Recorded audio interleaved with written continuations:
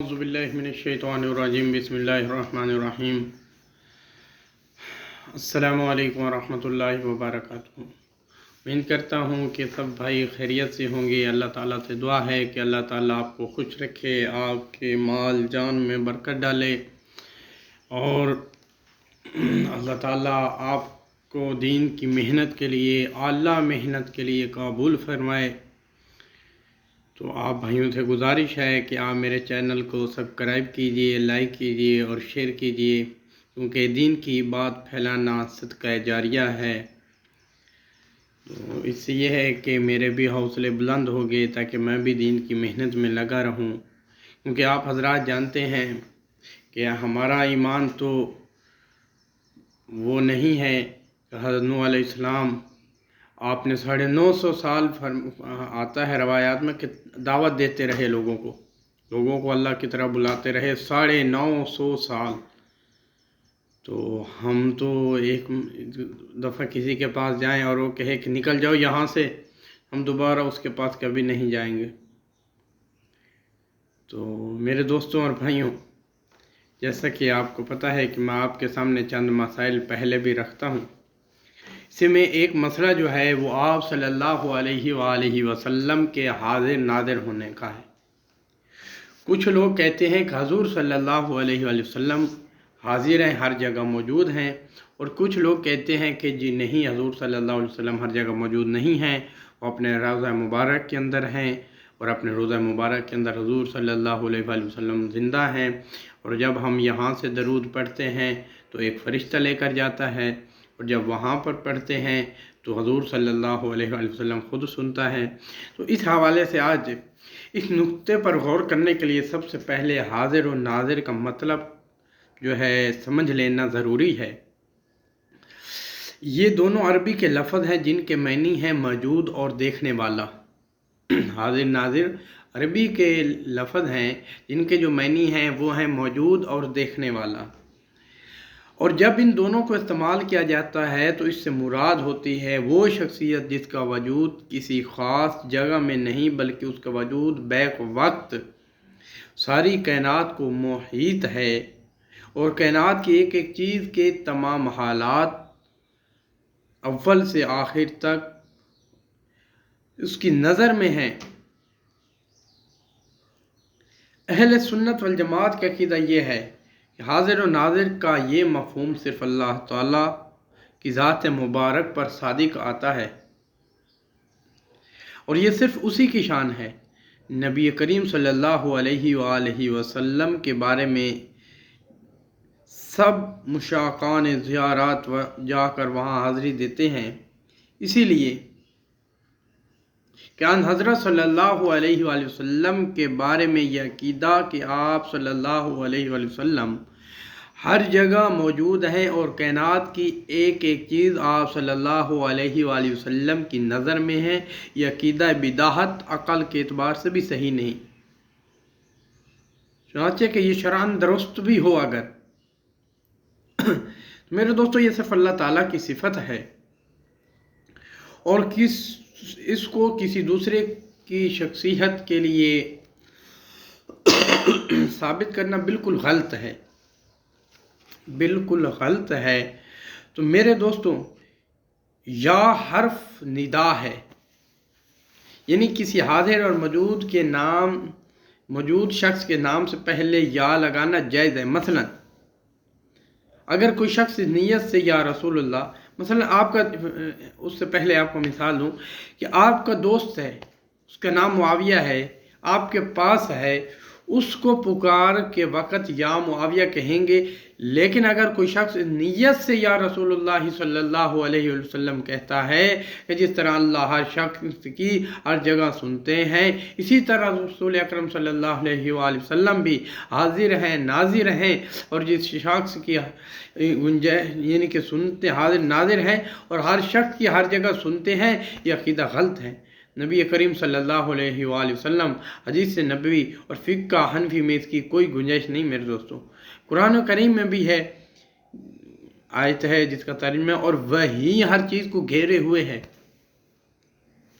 اور وہیں آ گیا جیسا کہ ایاک نعبد و ایاک نستعین کے اندر ہے کہ ہم تیری ہی عبادت کرتے ہیں، جب ہی آ گیا تو پتہ چلا کہ ایک کی طرف اشارہ ہے اور وہ اللہ تعالیٰ ہے۔ اسی طرح میرے دوستوں اور بھائیوں، جب یہ وہی آ گیا کہ اللہ ایک ہی ہر چیز کو گھیرے ہوئے ہے تو پتہ چلا کہ ایک اللہ کی ذات ہی ہر جگہ موجود ہے، ہر چیز دیکھنے والی ہے، ہر چیز کے بارے میں جانتی ہے، اول میں بھی کہ اول میں کیا ہوا، آخر میں کیا ہوگا۔ کوئی اللہ کے لیے ماضی نہیں ہے، کوئی جو ہے مستقبل نہیں ہے، اللہ تعالیٰ کے لیے سارے زمانے حال ہی کے ہیں۔ تو میرے دوستو، ہر چیز پر محیط ہونا یعنی ہر چیز کا احاطہ کرنا یا گھیرنا اس ذات کے لیے زیبا ہے جو ہر جگہ ہے۔ مثال طور پر اس کا علم مکمل ہوگا، اس کی شان ہی اکمل ہوگی، اور ظاہر ہر جگہ کا نہ ہو، ہر جگہ حاضر ناظر ہونے کے لیے محیط ہونا ضروری ہے، اور چونکہ محیط ہونا اللہ کے ساتھ خاص ہے، ایسی صفت حاضر ناظر بھی اللہ تعالیٰ کے ساتھ خاص ہے۔ میرے دوستو، قرآن پاک میں سورۃ المجادلہ کی آیت نمبر 7 کا ترجمہ پیش کیا کرتا ہوں۔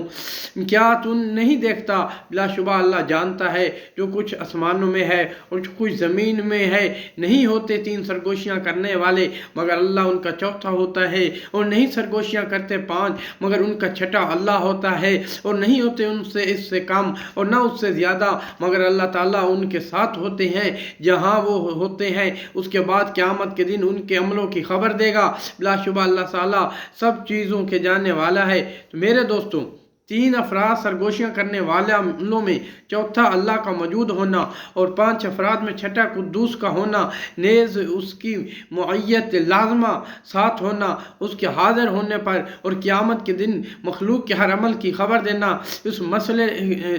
اس کے نادر ہونے پر صراحتاً دلالت کرتا ہے۔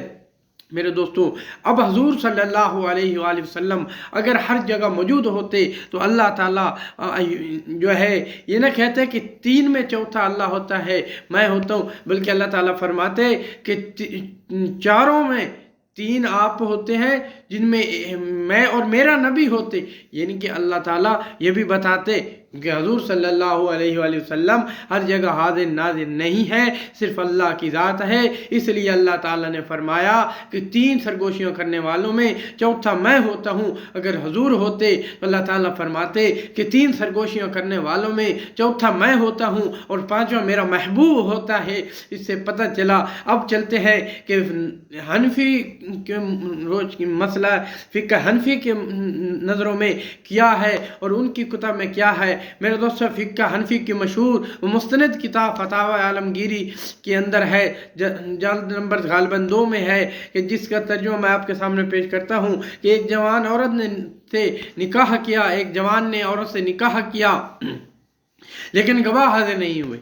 ایک لڑکے نے کیا کیا؟ عورت سے نکاح کیا، لیکن جب گواہ حاضر نہیں ہوئے تو اس نے کہا میں نے خدا اور رسول کو گواہ بنا لیا ہے، یا کہا خدا اور فرشتوں کو گواہ کیا ہے تو کافر ہو جائے گا۔ آپ رسول اللہ صلی اللہ علیہ وسلم کو گواہ بنا لیا، یا کہا خدا اور فرشتوں کو گواہ بنا لیا وہ کافر ہو جائے گا، اور کہے دائیں بائیں طرف کے فرشتوں کو گواہ بنائے گا تو وہ کافر نہیں ہوگا۔ قارئین کرام، اگر اس کی کو توجہ سے پڑھیں، سنیں اور اس نتیجے پر پہنچنا کوئی مشکل نہیں کہ یہاں کفر کے فتوے کی وجہ یہ ہے کہ اس نے آپ صلی اللہ علیہ وسلم یا فرشتوں کے عالم الغیب اور ہر جگہ حاضر ناظر ہونے کا عقیدہ رکھا ہے۔ ہاں، اگر دائیں اور بائیں میں رہنے والے فرشتوں کو گواہ بنا دے تو کافر نہ ہوگا، کیونکہ ہر وقت اس کے پاس رہتے ہیں۔ مگر اتنا یاد رہے کہ نکاح ان 2 فرشتوں کو گواہ رکھنے سے نہیں ہو سکتا۔ اس طرح فقہ حنفی کی مشہور کتاب فتاوی بزازیہ میں لکھا ہے، ہمارے علماء نے فرمایا ہے کہ جو شخص کہے کہ بزرگوں کی روحیں حاضر ہیں اور سب کچھ جانتی ہیں، فرمایا کہ ایسا شخص کافر ہے۔ بزازیہ حاشیہ عالمگیری میرے دوستو وہاں آپ پڑھ سکتے ہیں۔ اس کے بعد جو ہے آپ سمجھتے ہیں کہ یہ ایک بہت بڑا مسئلہ ہے، اور یہ اسلام اللہ کے نبی کے یعنی کہ شروع سے یہ مسئلہ حضور صلی اللہ علیہ وسلم کی موجودگی میں سے یہ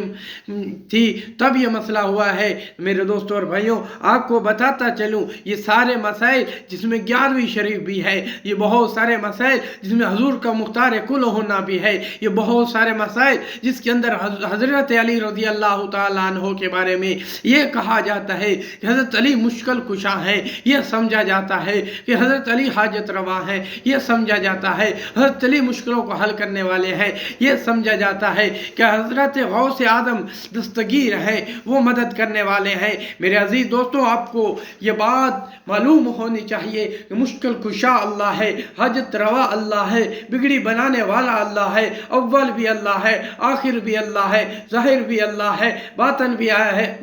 بھی اللہ ہے۔ میرے دوستو، اس کائنات کے اوپر وہ ہوگا جو اللہ چاہے گا، وہ نہیں ہوگا جو مال والے چاہیں گے، وہ نہیں ہوگا جو دولتوں والے چاہیں گے، وہ نہیں ہوگا جو گاڑیوں والے چاہیں گے، وہ نہیں ہوگا جو حکومتوں والے چاہیں گے، وہ نہیں ہوگا جو عہدوں والے چاہیں گے، وہ نہیں ہوگا جو صدارتوں والے چاہیں گے۔ نہیں میرے دوستو، اس پر حکومت اس کائنات کے اوپر میرے اللہ کی ہے، ہر چیز پر قبضہ میرے اللہ کا ہے، اس کائنات کے اندر، اس دھرتی پر وہ ہوگا جو میرا اللہ چاہے گا۔ نہ مال والوں سے کچھ ہوتا ہے، ہمارا یہ عقیدہ ہے، ہر مسلمان کو یہ یقین ہونا چاہیے کہ سپر پاور امریکہ نہیں ہے، سپر پاور افغانستان نہیں ہے، سپر پاور پاکستان نہیں ہے، سپر پاور انڈیا نہیں ہے، سپر پاور دنیا کی کوئی طاقت نہیں ہے، واحد ایک ذات ہے، وہ اللہ کی ذات ہے۔ جب چاہے جس کو فتح دے، جب چاہے جس کو شکست دے، جب چاہے کسی کو عزت دے، جب چاہے کسی کو ذلت دے۔ عزتوں کا مالک بھی اللہ ہے، ذلت کا مالک بھی اللہ ہے۔ میرے دوستوں، عرش فرش پر حکومت میرے اللہ کے ہے، لوح قلم پر میرے اللہ کا قبضہ ہے، زمینوں پر میرے اللہ کا قبضہ ہے، پہاڑوں پر میرے اللہ کا قبضہ ہے، غاروں پر میرے اللہ کا قبضہ ہے، ہواؤں پر میرے اللہ کا قبضہ ہے، دریاؤں پر میرے اللہ کا قبضہ ہے، فضاؤں پر میرے اللہ کا قبضہ ہے۔ ہر چیز میرے اللہ کی محتاج ہے، ایک ذرہ بھی میرے اللہ کی طاقت، میرے اللہ کے امر اور میرے اللہ کی قدرت کے بغیر اور میرے اللہ کے حکم کے بغیر ہل نہیں سکتا۔ آج کے لیے اتنا ہی کافی ہے۔ اللہ تعالیٰ سے دعا ہے کہ اللہ تعالیٰ جو کچھ پڑھا سنا ہے اس پر عمل کرنے کی توفیق عطا فرمائے۔ آخر میں آپ سب بھائیوں سے پھر گزارش ہے، اس ویڈیو کو شیئر کیجئے، لائک کیجئے اور میرے چینل کو سبسکرائب کیجئے اور میرے اس کام میں اپنا حصہ ڈالیں، میرا تعاون کیجئے۔ اللہ تعالیٰ آپ کو جزائے خیر عطا فرمائے، کیونکہ میں نے پہلے بھی کہا ہے کہ دین کا کام پھیلانا صدقہ جاریہ ہے۔ میرے دوستو، یہ میں اس لیے نہیں بیان کر رہا کہ اس سے فرقہ واریت پھیلے، کیونکہ میرا بیان کرنے کا مقصد یہ ہے کہ یہ جو فرقہ واریت کی آگ بھڑک اٹھی ہے یہ ختم ہو جائے اور تمام مسلمان ایک پلیٹ فارم پر جمع ہو جائیں۔ اور جب مسلمان پلیٹ فارم پر جمع ہوں گے، کیونکہ میرے دوستوں یہ ایک سازش تھی، یہ ایک سازش ہے جس کے کو متقابل رکھتے ہوئے یہ سارے مسائل بنائے گئے، اور یہ مسائل بنانے کے بعد مسلمانوں کو ان میں الجھا دیا گیا۔ کچھ علماء کرام اس میں غفلت برت رہے ہیں کہ وہ صحیح طرح میرے دوستوں اس کو بات کو بیان نہیں کر رہے ہیں، اور کچھ علماء کرام اللہ ان کی عمروں میں برکت ڈالے، جیسا کہ مولانا طارق جمیل صاحب ہیں، جیسا کہ مولانا منظور مینگل صاحب ہیں، جیسا کہ مفتی عبد الواحد قریشی صاحب ہیں، اور ایسے اور بہت سے عالم دین ہیں۔ اللہ ان کے عمروں میں برکت ڈالے، اللہ تعالیٰ ان کی زندگیوں میں برکت ڈالے، اللہ ان کا سایہ ہم پر قائم رکھے۔ اور بہت سارے علماء اکرام میں نے ایسے دیکھے ہیں جو دن رات جو دین کی محنت میں لگے ہوئے ہیں۔ آپ حضرات کے گزارش ہے کہ آپ حضرات ان کی میرے دوستو ان کے سائے میں بیٹھے، ان کے سائے میں بیٹھے، ان کی صحبت میں بیٹھے اور جا کر کے ان سے استفادہ لیں۔ انشاءاللہ یقین جانو یہ علماء حق ہیں، اور یہ ایسے میں نے دیکھے ہیں، خاص طور مولانا طارق جمیل صاحب اور مفتی طارق مسعود صاحب ہیں، ان کو میں نے دیکھا ہے کبھی انہوں نے فرقہ واریت پر بات نہیں کی ہے۔ ہاں، اگر آپ کو کوئی ایسے حضرات لگتے ہیں کہ آپ کو یوں لگ رہا ہوگا کہ وہ فرقہ واریت پھیلا پھیلاتے ہیں، لیکن یقین جانے کہ وہ فرقہ واریت نہیں پھیلا رہے، وہ جو حق بات ہے، حقیقت کو سامنے رکھتے ہیں اور لوگ سمجھتے ہیں کہ یہ فرقہ واریت پھیلا رہے ہیں۔ نہیں میرے دوستوں، کیونکہ یہ قیامت کے دن یہ بھی پوچھا جائے گا کہ جو آپ کو علم دیا تھا اس پر کیا عمل کیا۔ اس کا مطلب یہ نہیں ہے کہ خود اس پر عمل کیا، ہاں دوسروں کو بتایا تھا یا نہیں بتایا تھا۔ اللہ تعالیٰ پوچھیں گے میرا پیغام لوگوں تک پہنچایا تھا یا نہیں پہنچایا تھا، کیا مال کی وجہ سے آپ نے وہ خاموشی تو اختیار نہیں کر لی، یہ سارا پوچھا جائے گا میرے دوستوں۔ اللہ تعالیٰ ہم سب کا حامی و ناصر ہو، وآخر دعوانا ان الحمد للہ رب العالمین۔